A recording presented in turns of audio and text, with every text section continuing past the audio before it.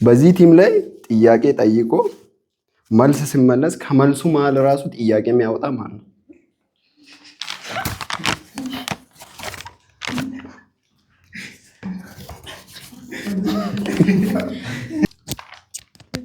ተነስተሽ እቀፊ።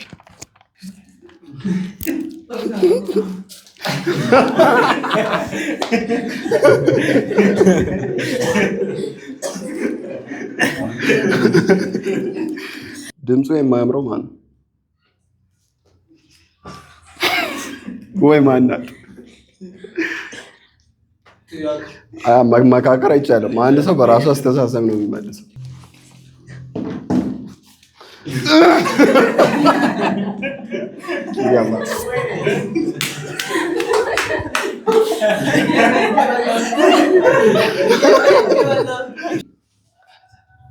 ስዘምር ድምፁ ደስ የሚለው ወይም ደስ የምትለው ማናት ወይ ማን ነው?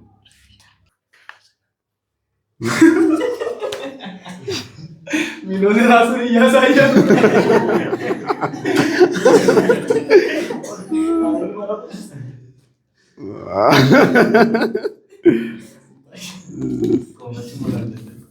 ከዚህ ቲም ውስጥ ሰውን አክባሪ ማን ነው?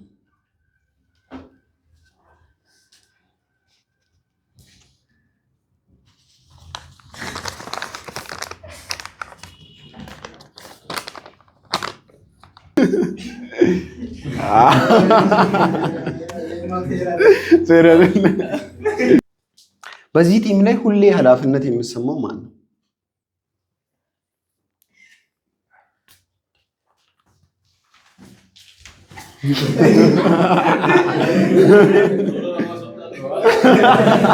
በዚህ ቲም ላይ ሁሌ ስለ ሕግ የሚከራከር ማን ነው? ወይም ወግ አጥባቂ?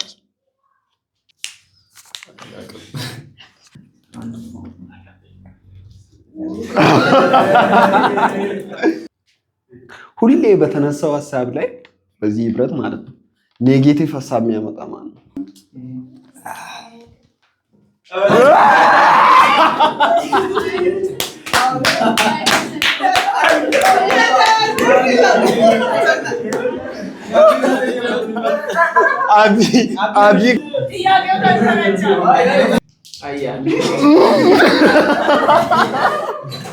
ሁሌ ስለ ቢዝነስ የሚያወራ ማለት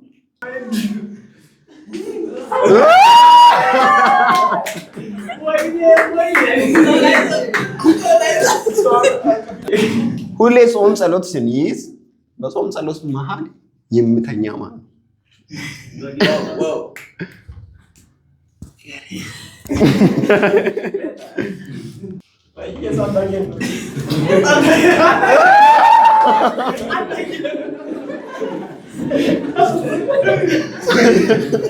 የህብረት ስራ ስትሰራ ሁሌ አለ ሲባል ወዲያ ላይ የሚቀር ማለት ነው።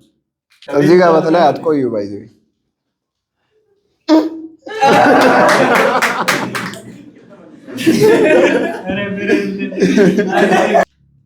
በትንሽ ነገር የምናደደው ማን ነው? ወይም ንዴት የሚያበዛ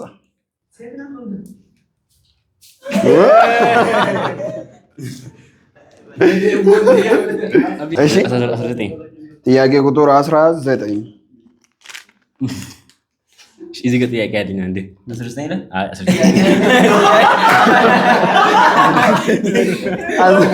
አረቶ ጥያቄ ያንተን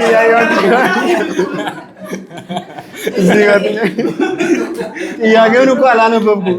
በዚህ ቲም ላይ አሪፍ ካሜራማን ወይም ፎቶዎችን ቪዲዮዎችን ስቀርጽ አሪፍ የሚቀርጸው ማለት ነው።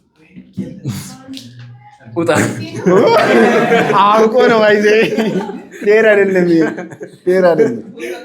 ቁጭ በልና ሽልማት ይሰጠው።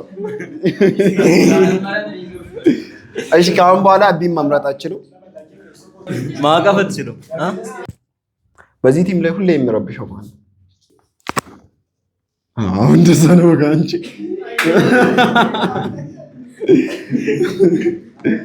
የተባለውን ወይም የተነገረውን ነገር ቶሎ የሚረሳ ማለት ነው።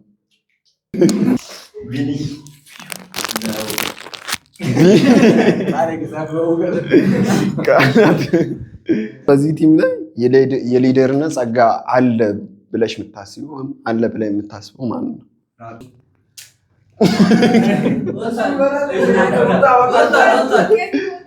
ሁሌ ራሱን እንዲያዋቂ የምንቆጥረው ማን ነው? ወይም ነገሮች እኔ ያውቃሉ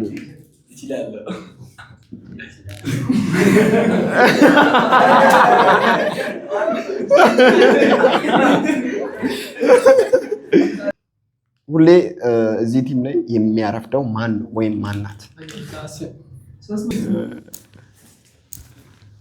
በጭብጨባ አራት። በዚህ ቲም ላይ ሆዳም ማን ነው? ምግብ ላይ ድርድር የማያውቅ ጥያቄው ምንድን ነው? ሆዳም ምግብ ስበላ ከባድ ከሁሉ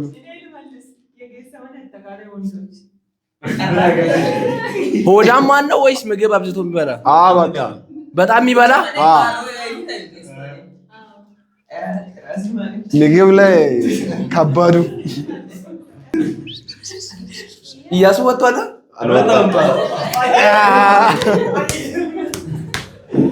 ቃል ሲያካፍል ደስ የሚል ማን ነው? አስገብቻለሁ፣ መጠየቅ ይቻላል። 20 ብላችሁ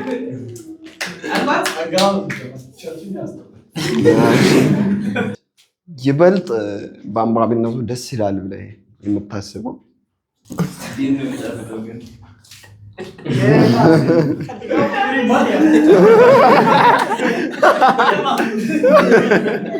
የትንቢት ጸጋ ያለበት ሰው ማለት ነው?